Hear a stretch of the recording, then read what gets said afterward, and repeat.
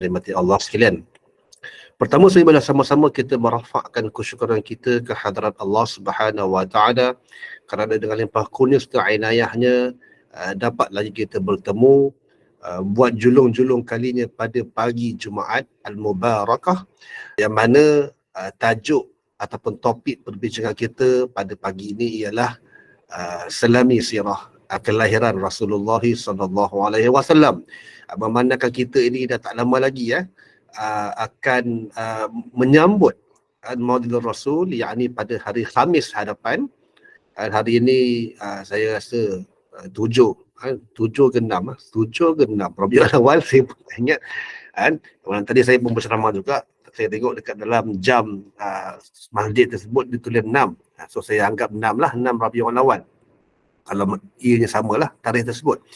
Maka insyaAllah sebelum kita berbicara berkenaan dengan kelahiran Nabi SAW, maka tidak kita mesti mengetahui akan situasi dan keadaan yang wujud di kalangan masyarakat Arab Jahiliyah di Jazirah ataupun di semenanjung Tanah Arab.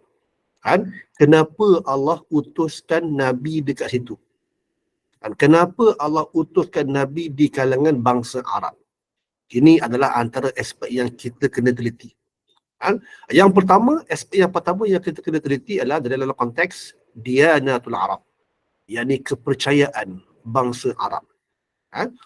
Yang mana umum mengetahui yang bahawasanya bangsa Arab ini, mereka sebenarnya pada asalnya mereka ini mewarisi agama yang dipegang, agama yang dianuti oleh Nabi Allah Ismail alaihi salam, yakni agama yang hanif, agama yang lurus, agama yang mentauhidkan Allah Subhanahu wa taala, yakni agama Islam, agama yang sama macam kita pada hari inilah. Itu adalah agama asal bagi kaum ataupun bangsa Arab.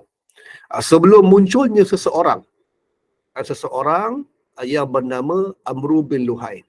Yang benar, Amru bin Luhai ini dia merupakan ketua kabilah Bani Khuza'ah, dan dia ni adalah seorang tokoh agama yang sangat dihormati, lagi disegani oleh masyarakat Arab.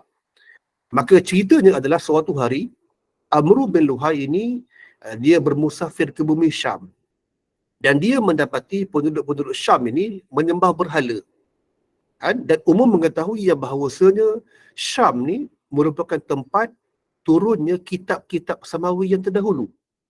Dan umum juga mengetahui yang bahawasanya Syam ni juga merupakan tempat terutusnya Nabi-Nabi dan juga Rasul-Rasul. Maka bila mana Amru bin Luhai dia melihat orang-orang Syam ni sembah berhala, maka dia menganggap ini adalah suatu bentuk kebenaran. Yalah, maklumlah Syam ni merupakan tempat turunnya kitab Taurat, kitab Zabur, kitab Injil, dan ramai Nabi-Nabi ataupun Rasul-Rasul memang Allah utuskan dekat Syam. Syam ni dekat mana sekarang ni? Syam kalau kita teliti dalam peta ataupun geografi, ia merujuk kepada negara Jordan, negara Syria, negara Palestin. Itu adalah Syam yang dimaksudkan pada zaman tersebut. Maknanya memang ramailah Nabi-Nabi dan juga Rasul-Rasul kan, sebagaimana yang kita lihat dalam program Jejak Rasul. Maka bila mana Amru bin Luhai melihat orang Syam ni sembah berhala, maka dia anggap ia adalah suatu aspek kebenaran. Maka sebelum pulang ke Mekah, Amru bin Luhai ni dia minta izin untuk bawa pulang satu berhala supaya ia dapat disembah oleh orang-orang Mekah. Maka orang-orang Syam ni dia pun happy lah, dia orang gembira sebab ada orang luar yang nak sembah berhala macam dia orang.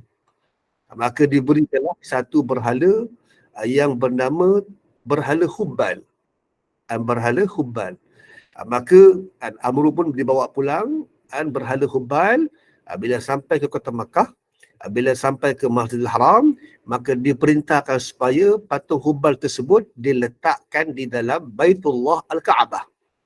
Dan diperintahkan supaya setiap penduduk-penduduk Mekah ini menyembah akan berhala tersebut sebagai satu bentuk perantaraan antara mereka dengan Allah Subhanahu wa taala. Maka ini adalah momen ataupun detik-detik hitam bagaimana amalan syirik boleh masuk ke dalam kota Makkah Al-Mukarramah, tanah suci, sebuah tanah haram. Kan? Angkara dia apa? Angkara dia adalah Amru bin Luhai. Maka kemudiannya pula, bila mana tibanya musim haji, zaman Arab Jahiliyah mereka pun pergi buat haji. Sebab mereka memang mewarisi secara turun-temurun ibadah haji ni daripada sejak zaman Nabi Allah Ibrahim, Nabi Allah Ismail. Maka mereka juga buat haji. Maka bila mana tibanya musim haji, orang-orang luar Mekah ni pula, mereka melihat orang Mekah sembah berhala. Mekah ni ada Kaabah. Maka orang luar Mekah yang datang pergi buat haji ni, mereka pula menganggap, orang Mekah pun sembah berhala, kita yang tak ada Kaabah ni kenalah ada berhala. Kan? Maka masing-masing ada orang luar ni yang datang daripada sebenarnya tanah Arab ni untuk pergi buat haji. Mereka ini masing-masing bila balik ke kampung masing-masing, masing-masing nak buat ataupun nak bina ataupun nak mereka cipta berhala masing-masing untuk disembah sebagai satu bentuk perantaraan antara mereka dengan Allah Subhanahu Wa Taala. Maka sebagai contoh dekat Al-Mashlal. Al-Mashlal ni sebuah tempat yang berhampiran dengan Laut Merah.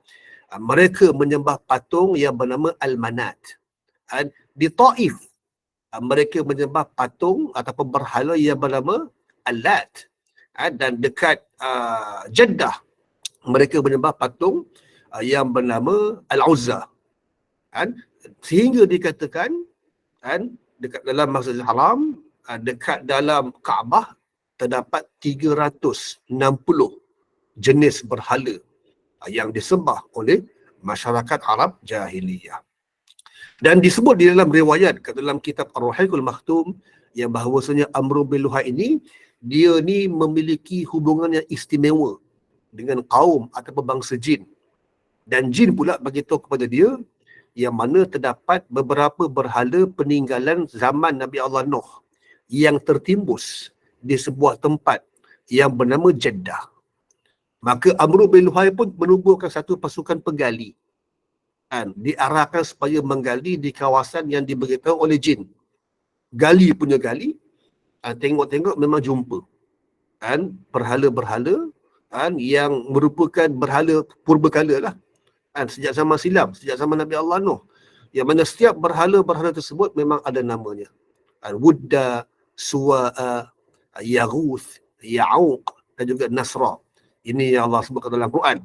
Wa qalu la tadharunna alihatakum wa la tadharunna wudda wa la Suwa'a wa la Yaghutha wa la Ya'uq wa Nasra. Dan ini adalah nama-nama orang-orang soleh asalnya lah di zaman Nabi Allah Nuh alaihi salam.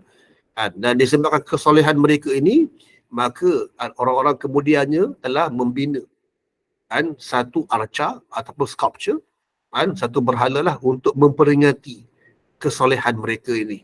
Lalu bila mana mereka dah membina patung-patung tersebut, akhirnya orang ramai kemudiannya menyembah akan patung-patung tersebut sebelum ianya tertimbus. Maka ini kisah di sebalik berhala-berhala yang dijumpai oleh masyarakat Arab di zaman sebelum kelahiran Nabi SAW.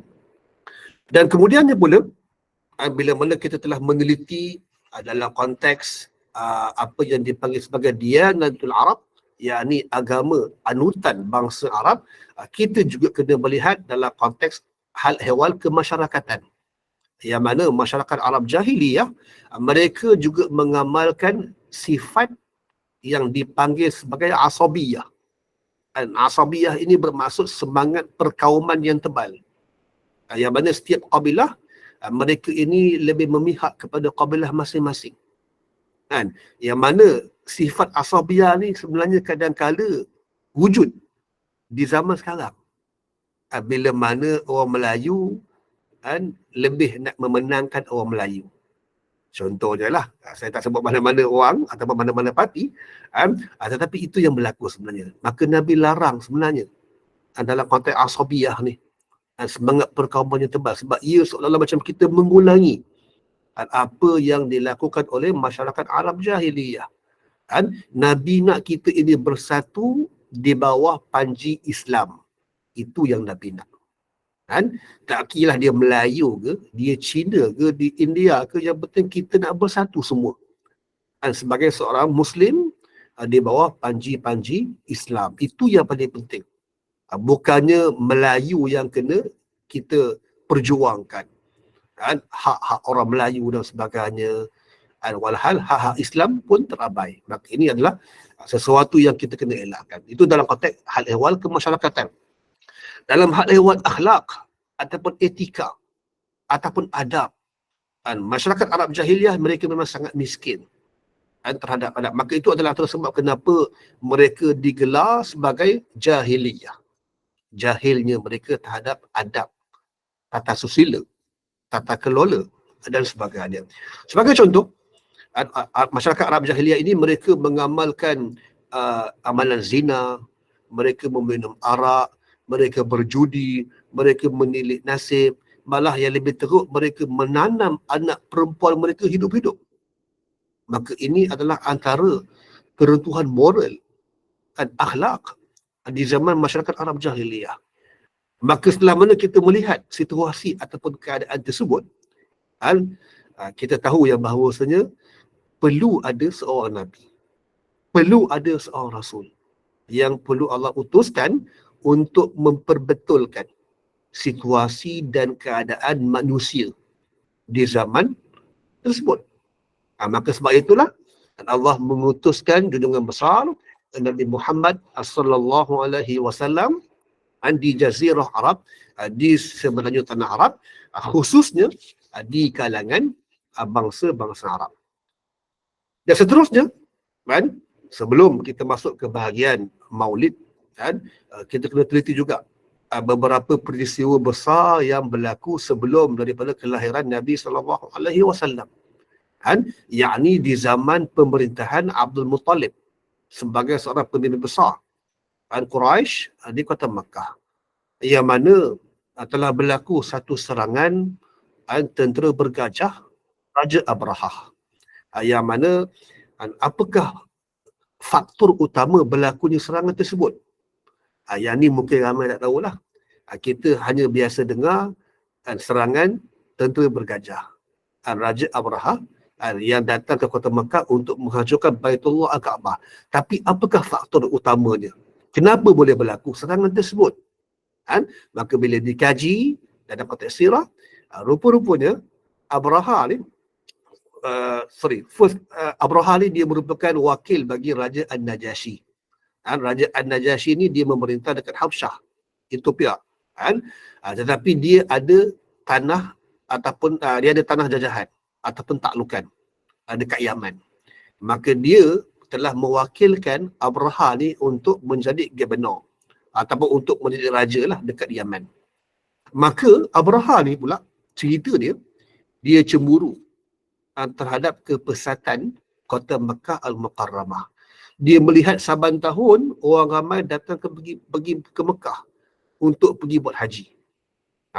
Maka apa yang Abrahah buat, disebabkan kecemburuannya itu, maka dia telah membina satu gereja yang sangat besar dekat kota Yaman, dengan harapan supaya orang ramai dah tak perlu lagi pergi buat haji dekat Mekah.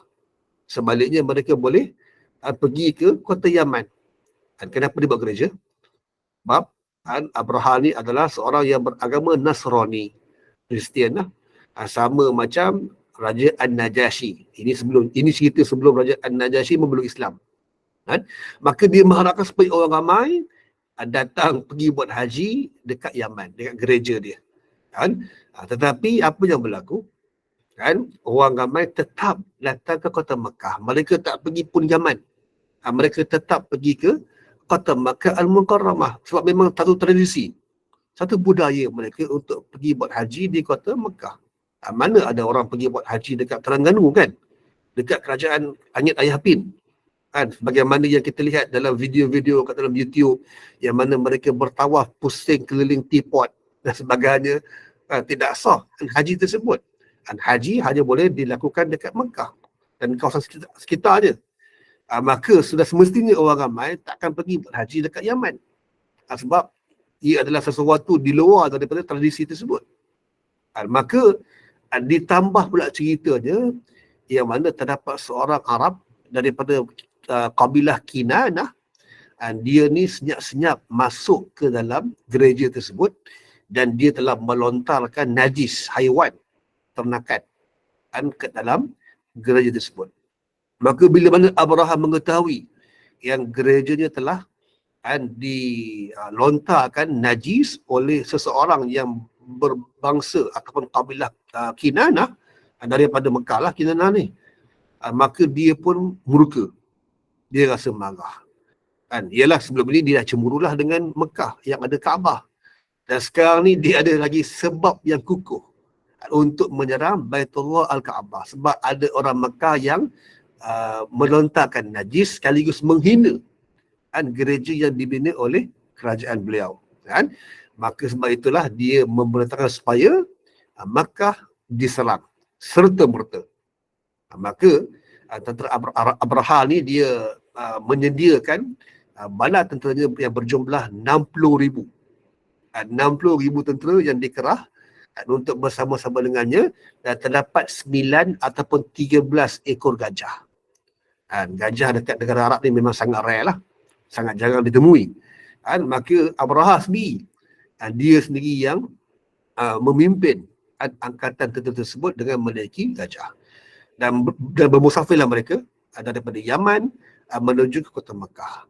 Bila sampai ke sebuah tempat yang berhampiran antara Muzdalifah dan juga Mina, sebuah tempat yang di luar sikit daripada kota Makkah Al-Mukarramah, maka mereka pun berhenti rehat.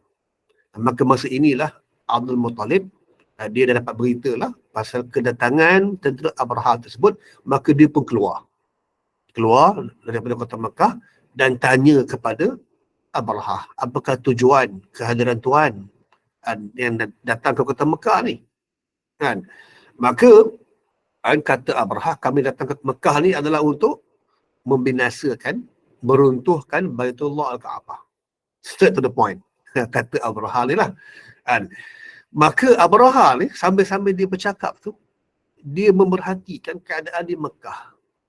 Tak ada satu pun, tak ada seorang pun yang macam berpakaian macam tentera. Tak ada satu pun orang yang macam nak mempertahankan Baitullah Al-Kaabah. Dia rasa heran.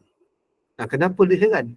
Yalah, biasa kalau kita dengar ada serangan, pastilah ada orang kata tentera untuk mempertahankan sesuatu.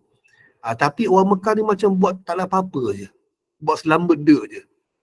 Maka itu yang berlaku lah. Maka itu yang menyebabkan Abraha ni jadi heran. Maka Abraha bertanya kepada Abdul Muttalib, pihak tuan tak ada buat apa-apa persediaan ke untuk mempertahankan Kaabah ni? Sebab kami datang ni memang nak serang Kaabah, nak hujung ke Kaabah. Maka kata Abdul Muttalib, Kaabah ni adalah rumah Allah, maka dialah yang akan menjaga dan juga memeliharakannya. Itu jawapan Abdul Muttalib, penuh dengan sifat tawakal. Dia yakin 100% yang Allah akan melindungi rumahnya itu. Dan memang betul apa yang disebut oleh Abdul Muttalib. Maka bila mana Abdul Muttalib dah beransur pergi, pulang ke Mekah balik, maka masa inilah Abraha ni dia cuba nak mengarahkan gajahnya itu menuju ke arah Mekah, menuju ke arah Kaabah, Masjidil Haram. Tetapi haiwan-haiwan mereka ni, yang mereka tunggangi ini, enggan bergerak. Kalau dihalakan ke arah barat ataupun timur, mereka boleh bergerak. Kalau dihalakan ke arah selatan, nak balik ke Yaman, mereka boleh bergerak. Tapi nak menuju ke arah Makkah ni, mereka enggan bergerak. Maka masa inilah Allah Subhanahu Wa Taala telah mengirimkan bala tenteranya, yakni dengan mendatangkan burung ababil. Ini yang Allah abadikan dalam surah Al-Fil. Alam tara kaifa fa'ala rabbuka bi ashabil fil alam yaj'al kaidahum fi tadlil wa arsala 'alaihim tayran ababil tarmihim bihijaratin min sijil faj'alahum ka'asfin ma'kul. Allah mengirimkan bukan malaikat, tetapi Allah hanya kirimkan burung. Burung ababil, yang mana setiap burung tersebut membawa 3 ketulan batu daripada api neraka yang sangat panas. Setiap seekor burung tersebut bawa 3 batu. Satu diletakkan dekat paruh, lagi 2 diletakkan dekat jejari ataupun jari jemarinya lah, kakinya yang 2 tu. Kan? Maka bila sampai di kawasan tentera bergajah Abraha ni, maka digugurkan batu-batu tersebut. Bila kena saja ke atas tentera Abraha ni, kesemuanya mereka ini mati bergelimpangan.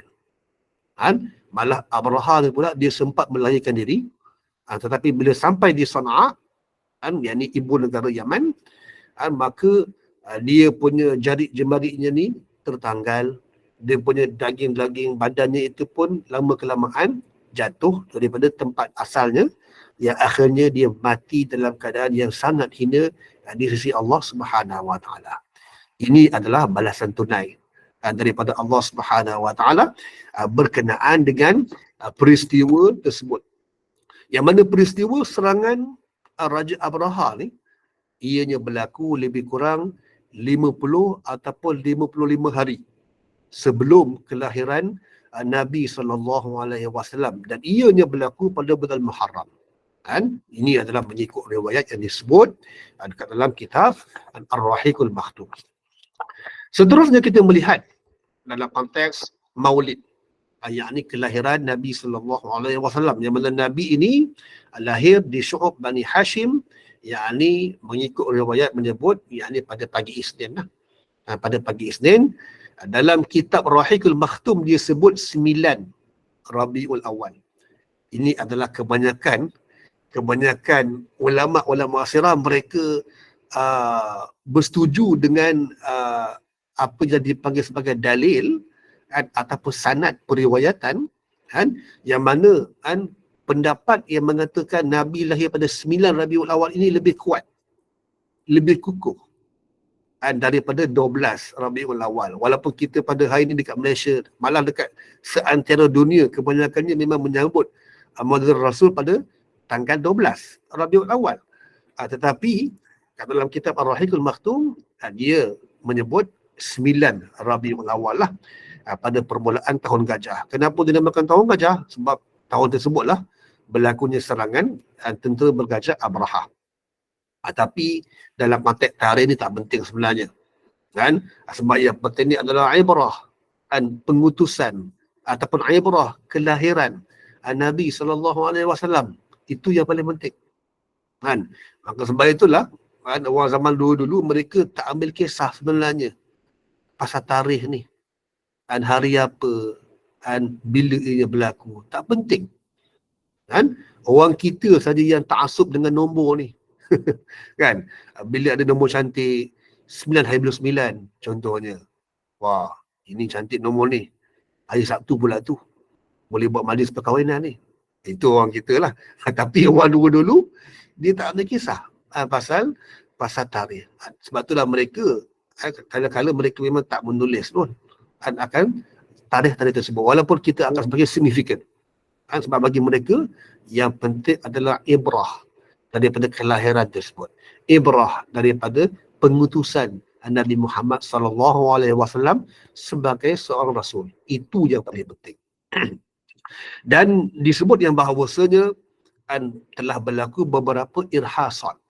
Dan irhasat ini adalah satu petanda lah, satu petanda yang luar biasa yang berlaku sebelum ataupun semasa kelahiran Nabi SAW. Namun sebenarnya dalam konteks irhasat terdapat beberapa khilaf di kalangan para ulama sama ada ianya sahih ataupun tidak. So kita perhatikan irhasat yang pertama ialah apa?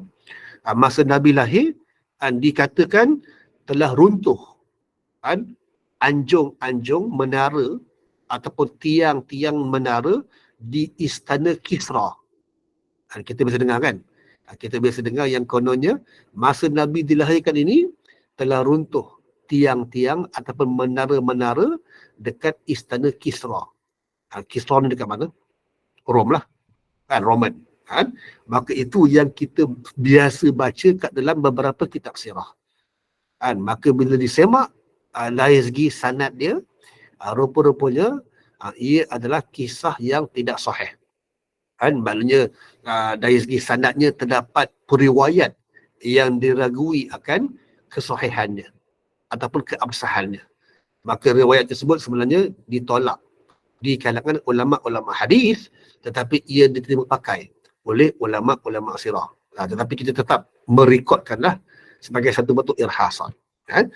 Yang kedua, yang kita biasa dengar ketika mana berlakunya kelahiran Nabi, maka dikatakan api yang disembah oleh kaum Majusi, kaum Majusi ini adalah kaum yang menyembah api, dikatakan ianya terpadam.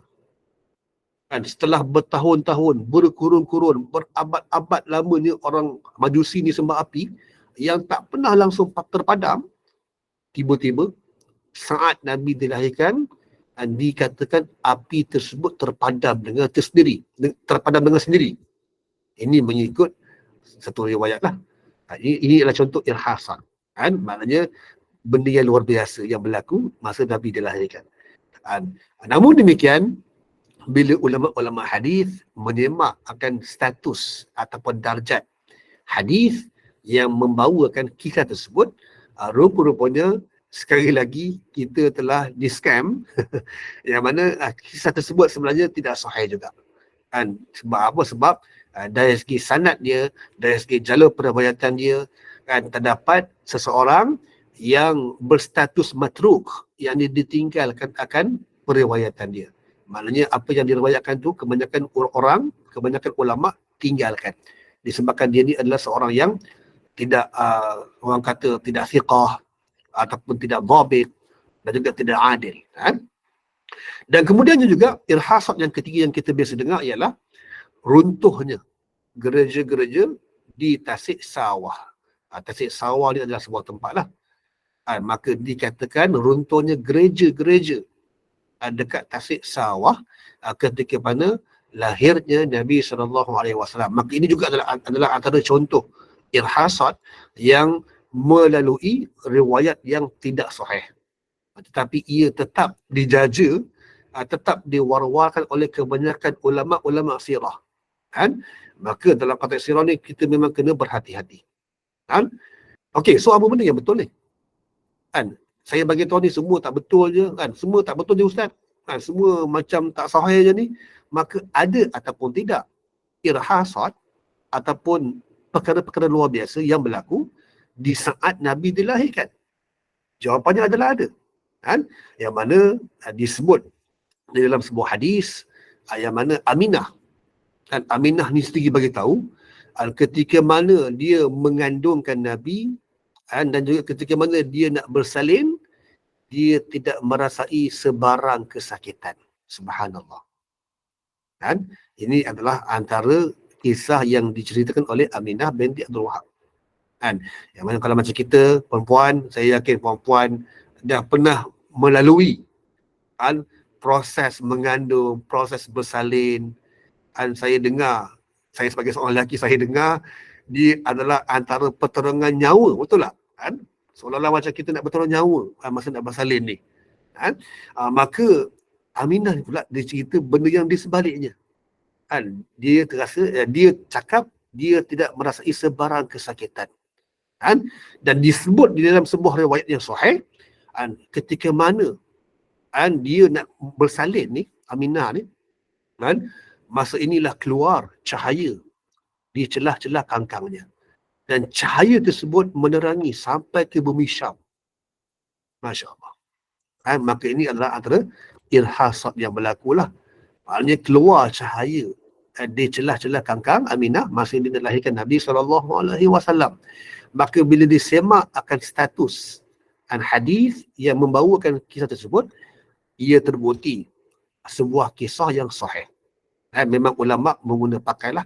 Maknanya cerita ini kita boleh jaja, kita boleh war-warkan. Kisah Aminah yang melahirkan Nabi tanpa sebarang kesakitan, dan kisah bagaimana ketika mana saat Aminah nak bersalin itu keluar cahaya di celah-celah kangkangnya. Maka ini yang berlaku. Maka sebaik saja Aminah selamat melahirkan Nabi SAW, maka disuruh Al-Khadam yang membantunya itu untuk memanggil bapa mertuanya, yakni Abdul Muttalib. Nak panggil suami dah tak ada.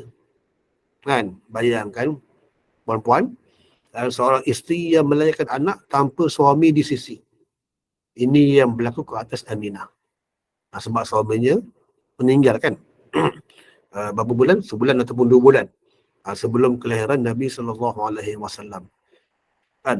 Kita mesti nak tahu kan, kenapalah agak-agaknya Allah mengambil nyawa suami kepada Aminah, bapa kepada Nabi, terutama sekali sebelum Nabi mendapat wahyu.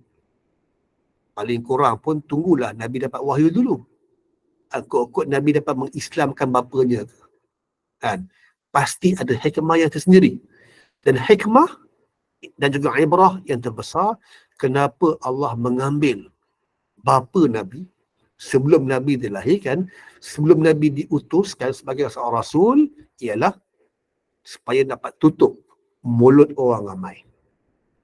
Bila mana Allah mengambil nyawa bapanya Abdullah, kan, maka orang ramai tak boleh nak mendakwa yang Muhammad ni dia dapat ajaran daripada ayahnya.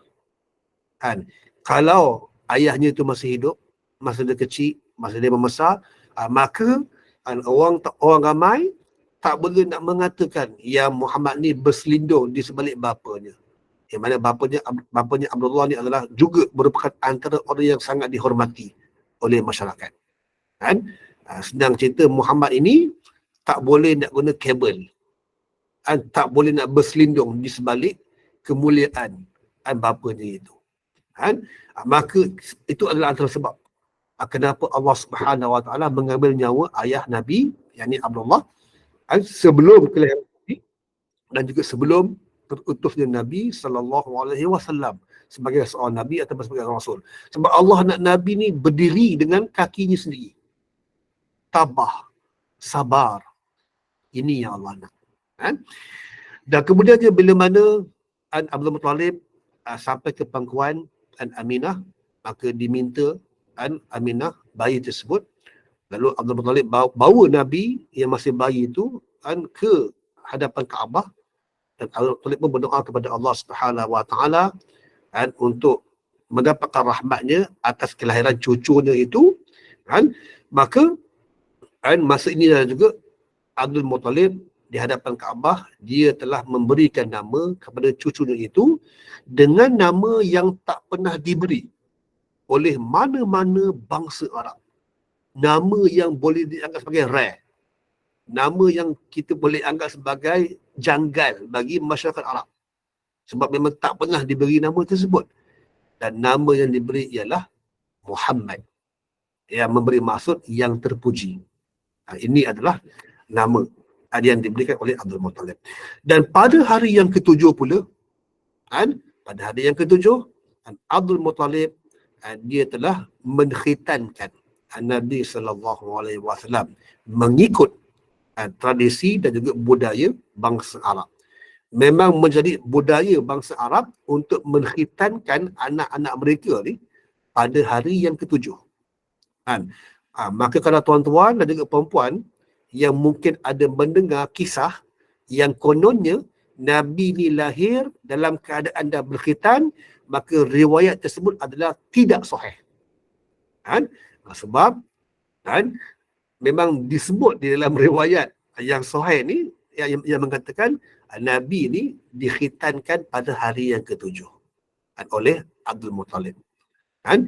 Sebab apa? Sebab bagi bangsa Arab, bagi budaya Arab, kalau seseorang yang lahir dalam keadaan berkhitan, maka itu adalah satu bentuk kecacatan. Satu bentuk kecacatan kalau orang tersebut dilahirkan dalam keadaan dah berkhitan. Dan menjadi kebanggaan bangsa Arab ni untuk mengkhitankan anak-anak mereka ataupun cucu-cucu mereka. Maka Nabi SAW pun sama juga macam orang lain, manusia juga, yang mana baginda dikhitankan oleh datuknya lah, Abdul Muttalib, disebabkan ayahandanya Abdullah memang tiada di sisi Nabi SAW. Dan tuan-tuan dan juga perempuan yang dirahmati Allah sekalian, sikit lagi saya ambil masa sikit. antara orang yang sangat gembira, happy bila mana Nabi lahir. Siapa dia? Orang tersebut adalah orang yang kita tak sangka-sangka. Dalam riwayat sebut, dalam kitab Ar-Rahiqul Maktum, orang yang antara orang yang gembira di saat Nabi dilahirkan adalah Abu Lahab. Abu Lahab ni adalah pakcik kepada Nabi lah. Dia sangat happy bila Nabi dilahirkan. Nama Abu Lahab ni adalah Abdul Uzza. Abdul Uzza bin Abdul Muttalib. Itu adalah nama asal dia lah. Uzza ni adalah nama berhala. Abdul Uzza, hamba kepada Al-Uzza bin Abdul Muttalib. Dia adalah abang kepada ayah Nabi lah, Abdullah. Maka Abu Lahab ni masa Nabi lahir, dia happy, dia gembira. Sebab apa? Sebab sebelum tu dia ditimpa kesedihan lah. Sebab adiknya meninggal, Abdullah. Maka saat Nabi dilahirkan ni, dia macam dapat pengganti lah untuk meredakan kesedihannya itu. Maka betapa gembiranya Abu Lahab dengan kelahiran Nabi ni, maka dia telah memerdekakan seorang hamba. Malah dia juga telah menyembelih 100 ekor unta. Perempuan bayangkan, unta ni mahal. Kalau lembu pada hari ni pun dalam harga RM5,000, bergantung kepada berat ataupun saiz, unta lagi besar. Maka betapa kayanya Abu Lahab ni, dia boleh sembelih 100 ekor unta sebagai tanda kesyukuran dengan kelahiran anak buahnya, anak saudaranya itu. Ini adalah Abu Lahab. Cerita dia lah. Dia sangat gembira. Dia sangat happy. Dengan kelahiran Nabi SAW. Maka sebab itulah di dalam sebuah hadis, hadis yang sahih, yang mana Abu Lahab ni setiap hari Isnin, dia punya azab sisaan dia akan diringankan oleh Allah Subhanahu Wa Taala. Sebab apa tuan-tuan, perempuan? Sebab ni lah. Sebab apa? Sebab sifat dan perasaan gembiranya itu atas kelahiran Nabi tu, ianya bersifat ikhlas. Dia memang betul-betul gembira. Bukannya dia berpura-pura gembira. Tapi memang dia memang betul-betul gembira dengan kelahiran anak saudaranya itulah, yakni Nabi SAW. Maka ini adalah cerita selingan lah berkenaan dengan Abu Lahab. Maka saya rasa cukup setakat itu saja. Kalau saya nak sama, memang panjang lagi macam cerita ni kan. Cerita pasal Nabi. Mungkin kita boleh ada siri kedua kot Ustaz. Menarik ceritanya. Mungkin kita boleh ada siri kedua. InsyaAllah, betul. Kan? Kita boleh buat sesi kedua pula. Ya, mungkin betul. Minggu depan ke apa, part 2 pula. Minggu depan ke. Rasa menarik sangat Ustaz. Rasa macam tak cukup je nak dengar lagi. Okay, tak apa. Saya serahkan kepada Puan Moderator. Okey, baik Ustaz.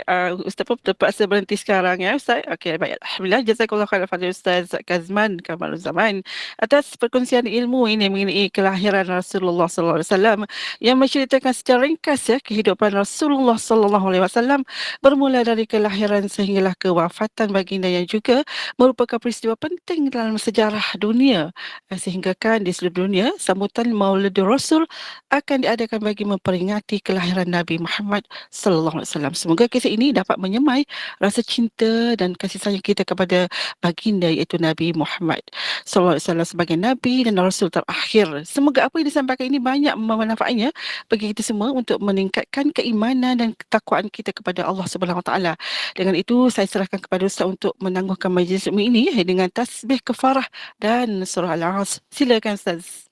Subhanakallah wa bihamdika asyhadu an la ilaha illa anta astaghfiruka wa atubu ilaik. Bismillahirrahmanirrahim. Wal 'asr innal insana lafi khusr illa alladhina amanu wa 'amilus solihat wa tawasaw bil haqq wa tawasaw bis sabr. Wassalamualaikum warahmatullahi wabarakatuh. Terima kasih semua. Waalaikumsalam warahmatullahi wabarakatuh. Terima kasih Ustaz. Jumpa lagi insya-Allah di siri kedua. Insya-Allah. Okay, baik. Terima kasih semua. Ya, sama-sama. Terima kasih Pak Ino. Waalaikumsalam. Ya, sama-sama. Ada lagi Ustaz? Waalaikumsalam. Malam nantilah pukul 8 untuk kita baca sejalukan ke tadabbur. Pukul 8 malam nanti jumpa lagi insya-Allah. Terima kasih Pak Ino. Terima kasih Ustaz. Nanti saya nak rakaman ni. Waalaikumsalam. Rakaman boleh. Assalamualaikum warahmatullahi wabarakatuh. Ustaz Zainul dan sahabat-sahabat. Terima kasih. Sama-sama. Waalaikumsalam Puan. Jumpa lagi ya. InsyaAllah.